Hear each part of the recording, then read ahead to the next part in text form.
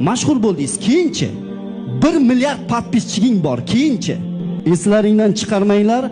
Har bir daqiqalaring uchun TikTok, Instagram, YouTube xohlagan tarmoqdagidek har bir sekundlaring uchun, har bir qilgan ishlaring uchun albatta javob berasizlar. Bu dunyo sinov dunyo. Har bir salomning aligi bor. U alikni Alloh taolo qiyomatda oladi. Eslaringdan chiqarmanglar. Men yaxshilik qilib yuribman. Men shunchaki qilgan ishing uchun ham javob berasan.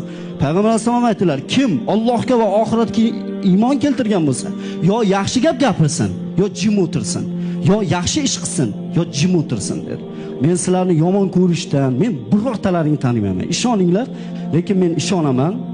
Ishoninglar sizlar ham, sizlar Alloh taologa bir qadam bossalaring, Alloh taolo sizlarga 10 qadam bosadi. Sizlar yurib borsalaring, Alloh taolo yugurib keladi.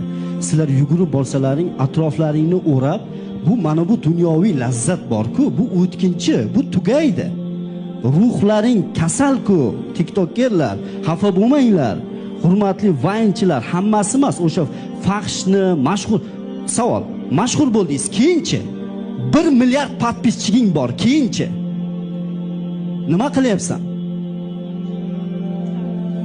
Shuning uchun men o'ylayman, inshaalloh yaqin fursatda bizni gapimizni do'stona qabul qilib, bu gapni men efir uchun gapirish kerak ekan deb emas.